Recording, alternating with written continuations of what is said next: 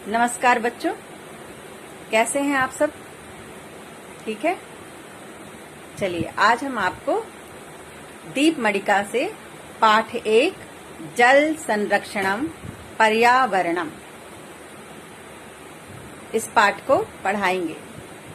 पहले ही बता दूं, पाठ को आप ध्यान से सुनिएगा क्योंकि इस पाठ से संबंधित अनुवाद और शब्द आधारित वाक्य बनाने के लिए आपको अभ्यास में पूछे जाएंगे।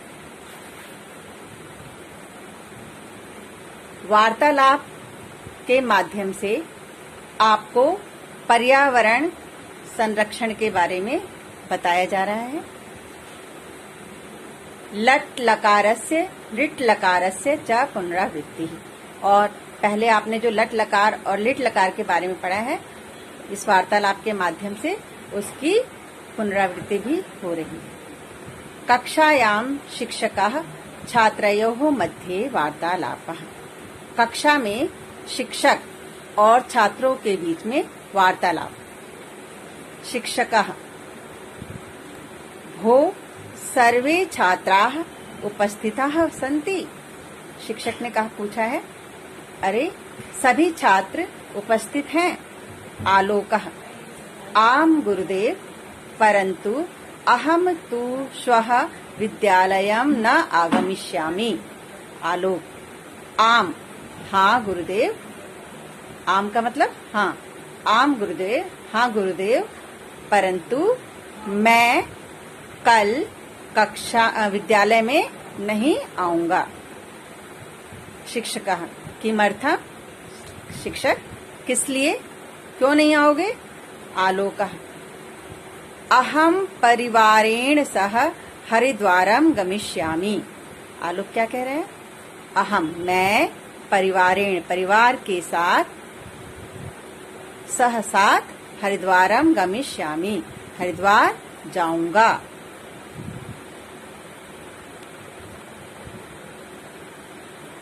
शिक्षकः शिक्षक तत्र किम अपि प्रयोजनम अस्ति।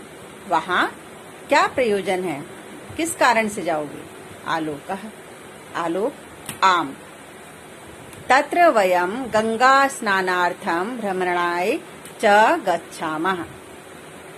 शिक्षक ने पूछा, वहाँ क्या किसी प्रयोजन, किसी उद्देश्य से जा रहे हो? तो आलोक ने क्या बोला? आम हाँ, तत्र वयं वहाँ हम गंगा स्नान हेतु घूमने के लिए जा रहे हैं। तो दो प्रयोजन बताए उसने, गंगा स्नान और घूमने। शिक्षकः शोभनम बहुत अच्छा, परंतु नदीषु स्नानार्थम कानिचित नियमानि पालनीयानि। बहुत अच्छी बात है, परंतु नदियों में स्नान करने से पहले कुछ नियमों का भी पालन करना चाहिए। कौन कौन से नियम? सर्वे छात्राः ध्यानेन शृणुत। सभी छात्र ध्यान से सुने। अब अध्यापक यहाँ पर बताने जा रहे हैं किन नियमों का पालन करना चाहिए। भो छात्राः, हे विद्यार्थियों, जलम एव ही जीवनम, जल ही जीवन है। अस्मिन् संसारे जलेन एव जीवानां जीवनम संभवति। जल ही जीवन है। अस्मिन् संसारे, इस संसार में, जल ही जीवों के जीने का, जल से ही जीवन का संभव है। सभी जीवों के लिए जल ही जीने, अगर जल नहीं होगा तो क्या है? जीवन की संभावना ही नहीं होगी। तो जीवन के लिए जल ही आवश्यक है। वयम शुद्धम जलम वर्षायाः एव विन्दाम। हमें शुद्ध जल वर्षा के द्वारा प्राप्त होता है।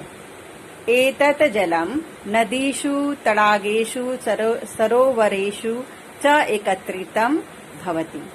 यह जल नदियों, तालाबों, सरोवरों से एकत्रित होता है। जो बारिश होती है, उस बारिश का पानी कहाँ कहाँ एकत्रित होता है?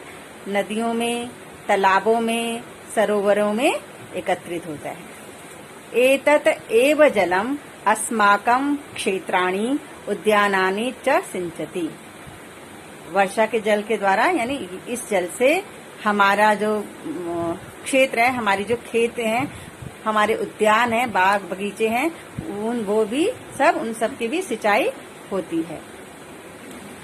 आलोकः गुरुवर नदीनां जलस्य किम महत्वम। आलोक पूछ रहा है, गुरुवर नदियों के जल का क्या महत्व है। शिक्षकः नदीनां जलम पवित्रम आरोग्यवर्धकम शांति प्रियम च भवति। गुरुजी ने बताया नदी का जल पवित्र, आरोग्यवर्धक यानी स्वास्थ्य देने वाला और शांति प्रदान करने वाला होता है। जीवाः अपि इदं जलम पीत्वा जीवन्ति। जीव यानी जितने भी जीव जंतु हैं जिनके अंदर प्राण हैं, वे सब इस जल को पीकर जीवित रहते हैं। नदीनां तटे प्रमुखानि नगराणि सन्ति। नदियों के तटों पर प्रमुख नगर होते हैं। यत्र बहवः जनाः निवसन्ति। यहाँ अनेक लोग निवास करते हैं। नदीनां जलेन पुष्यन्ति च। और नदियों के जल का प्रयोग करते हैं।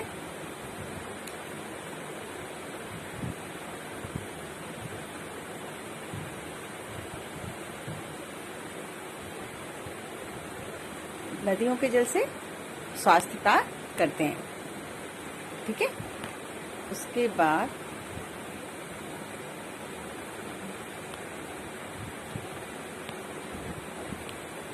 अपना पोषण करते हैं।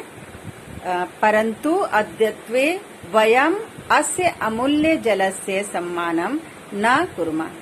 जो जल हमारे को स्वास्थ्य प्रदान करता है, हमारे जीवन की रक्षा करता है, हमें पुष्ट बनाता है, हम लोग क्या करते हैं आजकल, उस जल को बिल्कुल भी महत्व नहीं प्रदान करते हैं। ऐसे अमूल्य जल का सम्मान नहीं करते हैं। जनाः जलेषु अवकरम क्षिपन्ति।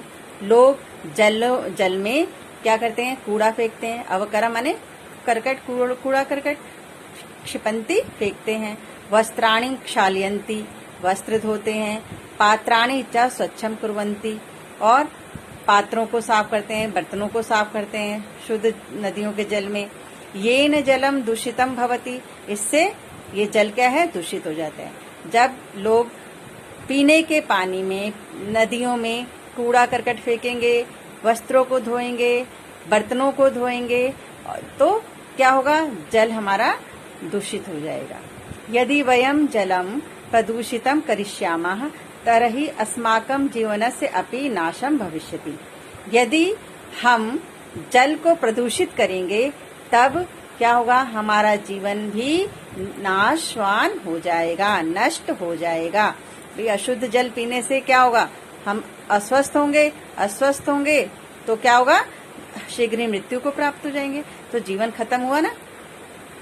दूषितेन जलेन क्षेत्राणि शुष्यन्ति अन्नानि फलानि च भविष्यन्ति। क्षुधा पीड़िताः जीवाः जनाः च नष्टा भविष्यन्ति। दूषित जल पीने से जो हमारे खेत हैं वो सूख जाएंगे। अन्न है, अन्न फल ये सब क्या होता है, ये फिर पैदा नहीं होंगे और लोग भूख से नष्ट हो जाएंगे, प्यास से नष्ट हो जाएंगे भविष्य में।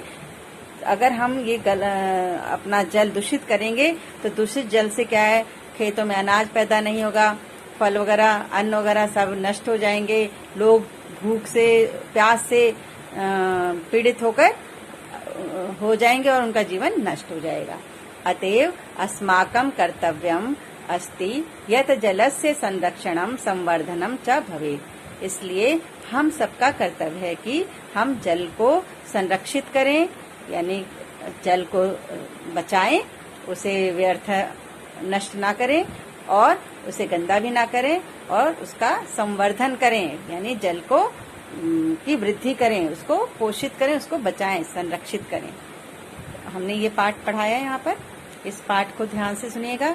जो आपको समझ में ना आया हो दोबारा ऑडियो सुनना, बार बार सुनना, क्योंकि पाठ के अंदर से ही आपको पाठ का अनुवाद पूछा जाएगा और पाठ में दिए गए शब्दों से आपको वाक्य बनाने के लिए दिए जाएंगे। नमस्कार।